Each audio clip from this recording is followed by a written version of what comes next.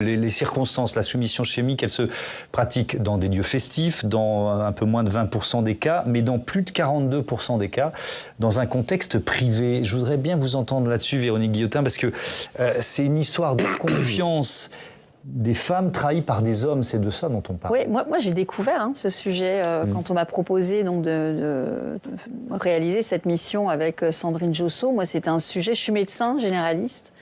Et mes études médicales ne m'ont jamais sensibilisée à ce sujet-là. Je ne sais pas, je ne crois pas que ça a changé beaucoup depuis. Et la première table ronde qu'on a souhaité faire, c'était écouter les victimes. Donc moi, je découvrais le sujet à travers en fait, le récit de 14 victimes.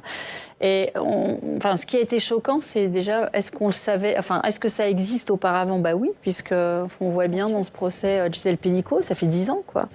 Et on a rencontré des victimes qui expliquaient que ça s'était passé pendant leur enfance, des hommes également.